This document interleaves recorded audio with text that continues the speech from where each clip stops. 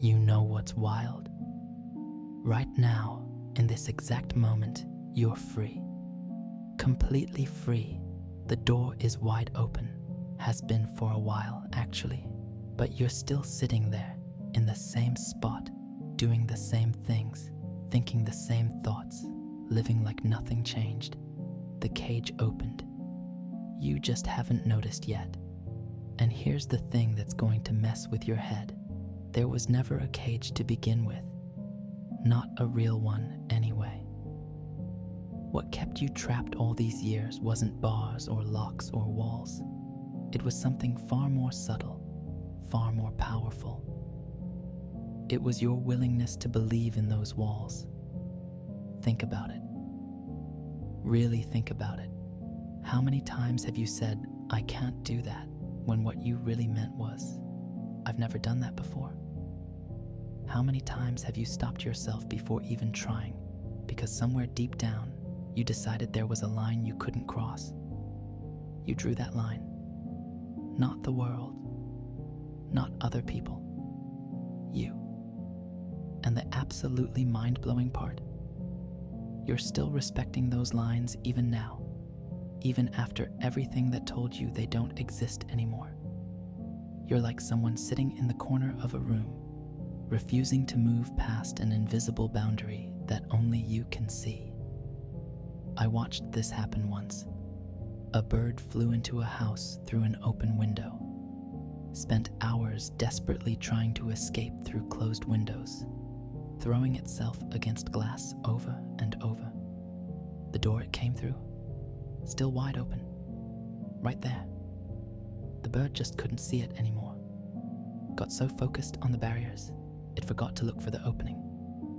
You're that bird. We all are, in different ways. But here's where it gets really interesting. The moment you start to suspect this might be true, something in you resists. Hard. Because if the cage was never real, if you've been free this whole time, then what does that mean about all those years you spent inside? That's a heavy thing to face. So instead, most people do something clever. They find new walls, smaller ones, more reasonable ones, ones that feel like practical thinking instead of fear. They trade the big obvious cage for a dozen tiny invisible ones, and they call it being realistic. I'm going to tell you something that might sound strange. The cage you've been living in, it wasn't keeping you prisoner. It was keeping you safe. Safe from risk. Safe from failure. Safe from the terrifying possibility that you might actually be capable of far more than you've allowed yourself to believe. Because here's the secret nobody talks about. Limitation is comfortable. It gives you structure. It tells you where you belong. It explains why you are the way you are, why your life looks the way it looks. The cage gives you an identity. Without it, you have to figure out who you actually are. And that's scary as hell. Now here's where this gets personal. I want you to think about one thing in your life right now. Just one. Something you've been wanting to change. Something you've been meaning to do. Something you've been telling yourself you'll get to eventually. Got it? Now ask yourself, what's actually stopping you? Not what feels like it's stopping you. What is actually, physically, truly preventing you from taking the first step right now? 9 times out of 10, there's nothing. The obstacle is a story you keep telling yourself. A belief you inherited somewhere along the way. A decision you made years ago that you've been honoring ever since, even though you don't remember making it. The cage is made of thoughts, just thoughts.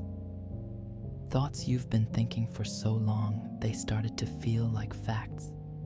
Think about how you lived 5 years ago, the rules you followed, the things you thought were impossible, the way you understood what was available to you and what wasn't.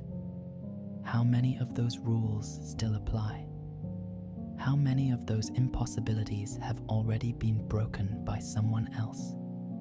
How many times has reality itself proved that what you thought was a hard limit was actually just a suggestion? The cage keeps opening, wider and wider, and we keep sitting in the same spot, acting like nothing changed. There's a reason for this. Our minds love consistency. They love predictability. They love knowing what's going to happen next. So even when external circumstances shift dramatically, we tend to keep running the same internal patterns. We create a map of reality, and then we navigate by that map, even after the territory has completely transformed. You're navigating by an outdated map right now. I guarantee it. There are doors open in your life that you think are still locked. There are paths available that you think are still blocked. There are versions of yourself you could step into today that you think are years away. The lag between reality changing and you noticing it changed, that's where most of life gets lost. By the way, our shared space of light and awareness is on its way to 100,000 people. Thank you to everyone who subscribes and brings this moment closer. So, let me paint you a picture of what's actually happening. Imagine you're in a room. You've been in this room so long, you know every corner, every shadow, every sound. You've tried the doors, locked. You've tried the windows, won't open. So you settled in, made the best of it, built a life inside those walls. Then one day, without announcement, without ceremony, the locks click open. All of them. The doors, the windows, everything. But you're across the room. You're busy. You're used to things being the way they've always been. So you don't notice. Days pass, weeks, maybe months. The doors are open. The windows are open. Fresh air is coming in. The light is different. But you're so deep in your routine, so embedded in your understanding of how things are, that you genuinely don't see it. That's not a metaphor. That's your life right now. Something fundamental has shifted in the architecture of what's possible for you, and you're still operating like it's the same old reality. You're still telling yourself the same stories about what you can and can't do. You're still respecting boundaries that dissolved when you weren't looking. The cage opened, and you're still sitting in the corner, waiting for permission to leave. But here's the thing about permission. You're the only one who can give it to yourself. You're waiting for some external sign, some moment of clarity, some perfect alignment of circumstances that tells you, now it's okay to step out. That moment isn't coming, because that moment is always now, and now keeps passing while you wait for it to feel different. Let me tell you something you already know, but don't want to admit. You like the cage. Not all of you. Not the part that dreams and hopes and wants more, but a part of you, a deep survival-oriented part, absolutely loves that cage. Because the cage gave you something precious. The cage gave you an excuse. As long as you're trapped, as long as circumstances are against you, as long as there are walls and limitations and reasons why you can't, you never have to face the most terrifying question of all. What if I actually tried, and this is still all I am? The cage protects you from your potential. Think about that. Really sit with it. The very thing you claim has been holding you back might actually be the thing keeping you safe from finding out what you're truly capable of. And that possibility, that you might be far more than you've allowed yourself to believe, is absolutely horrifying. I see this everywhere. People get a chance, a real chance, to change something fundamental about their lives. New job opportunity, new relationship, new city, new way of being. And you know what happens? They freeze. They hesitate. They find reasons why now isn't the right time. Not because they're weak. Because stepping into the unknown version of yourself is scarier than staying with the known limitations. You know exactly who you are inside the cage. You've defined yourself by it. Your struggles, your obstacles, your reasons why things are the way they are. That's your identity. That's your story. Without the cage, you're nobody. Your potential, your possibility. You're this vast, undefined territory of what you might become. Being trapped is simple. It hurts, sure, but it's simple. You know what you're dealing with. There's a strange comfort in consistent limitation. Freedom is chaos. Freedom is responsibility. Freedom means every single day you're choosing who you become, and you can't blame circumstances anymore. So here's what most people do. They get free and immediately build a smaller cage. A more acceptable one. One that looks like being realistic, or being responsible, or being practical. They trade the obvious prison for a subtle one. You did this. I know you did, because everyone does. You got free from something. A relationship, a job, a belief, a limitation. And what did you do? You immediately created new rules for yourself, new boundaries, new reasons why you can only go this far and no further. You called it learning from experience. You called it being smart. But really, you just missed your cage. You missed knowing where the walls were. I want you to think about something you really want right now, something big, something that would genuinely transform your life. Got it? Now notice what your mind does immediately after you think about it. Does it get excited? Or does it start listing reasons why it's complicated? Reasons why you'd need to wait? Reasons why it's not realistic right now? Those reasons, that's you building walls in real time. That's you taking the unlimited possibility of I want this and immediately constraining it with, but I can't because. Here's a test. Imagine, just for a moment, that you could have that thing you want, fully, completely. Starting tomorrow, no obstacles, no waiting, just done. How does that feel? If you're honest, probably uncomfortable, maybe even wrong. Because somewhere in you, there's a belief that good things have to be struggled for. That ease means you didn't earn it. That's cage thinking. That's limitation disguised as wisdom. The cage taught you that suffering means you're working hard. That difficulty means you're on the right path.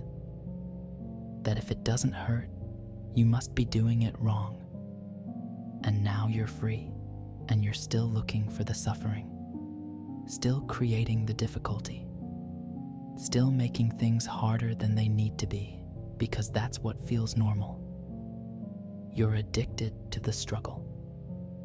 Not because you enjoy it, but because without it, you don't know who you are. Your suffering has become your identity. Your obstacles have become your story. Your limitations have become the most interesting thing about you, at least to yourself. Strip all that away, and who are you? What's your story when everything is easy? You don't know, and not knowing is terrifying. Real freedom means sitting with the discomfort of unlimited possibility. It means waking up every day and choosing not from necessity, not from obligation, but from pure want. And most people have no idea how to do that. We're so trained to move away from pain that we forgot how to move toward joy. Here's what nobody tells you about freedom. It requires you to know yourself. Really know yourself. Not the self that reacts to circumstances. not the self that overcomes obstacles, the self that exists when there's nothing to react to, nothing to overcome.